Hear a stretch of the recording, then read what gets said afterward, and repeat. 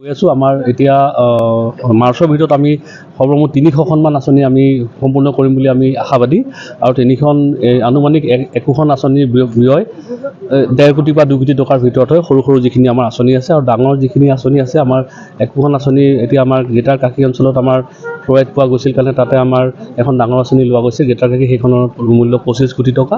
ঠিক তেনেধৰণে আমাৰ তেনেকুৱা বৰ বেছি নাই, আমাৰ 5 কোটিৰ ওপৰত আমাৰ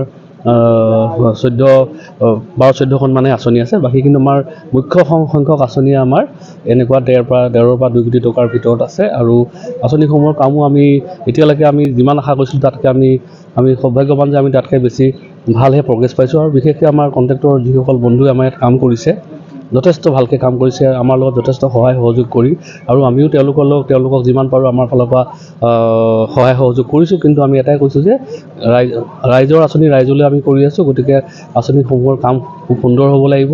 যিটো আমাৰ কোৱালিটি বুলি কওঁ সেই গুণগত যিটো মানদণ্ড সেইটো সদায় অক্ষুণ্ণ থাকিব লাগিব আৰু আমাক বিভিন্ন ধৰণৰ সামগ্ৰীৰ কাৰণেও আমাক হেডকোৱাৰ্টাৰৰ পৰাই আমাক ধৰি দিছে কি দিব লাগিব নালাগিব। গতিকে তাতে আমি কিছু মানে শংকামুক্ত হৈছোঁ, কাৰণ কেতিয়াবা কি হয় আমাৰ ওচৰো হয়তো কেতিয়াবা এনেকুৱা বস্তু মানে মানুহে ইউজ কৰিব পাৰে, কিন্তু সেইবোৰৰ কাৰণেও আমাৰ এতিয়া আমি শংকাৰ পৰা বাহিৰত আছোঁ, কিয়নো আমাৰ লগত আমাৰ থাৰ্ড পাৰ্টি এজেঞ্চিও আছে। তেওঁলোকেও এই গুণগত যিবোৰ মানদণ্ড তেওঁলোকে আমাক চাই মেলি দিয়াৰ পিছতহে তেওঁ কণ্ট্ৰেক্টৰ এজনে আঁচনিখনৰ কৰা কামৰ পৰিৱৰ্তে পইচা পাবলৈ সক্ষম হয়। গতিকে কিন্তু নাই, আমাৰ হোজাইত মই যিটো দেখা পাইছোঁ, মই বেলেগতো দেখা পাইছোঁ, তাৰ তুলনাত আমাৰ হোজাই জিলাত যথেষ্ট সুন্দৰ কাম হৈছে আৰু আমি সেইকাৰণে খুবেই আশাবাদী যে আমি খুব ভাল কাম কৰি আমি হোজাইত দেখুৱাব পাৰিম। এই 16টা আঁচনিয়ে লগ জনাইছোঁ। এনেকুৱা এটা মহান আজিৰ দিনত ময়ো ইয়াৰ অংশীদাৰ হ'ব পাই খুব সৌভাগ্যৱান অনুভৱ কৰিছোঁ।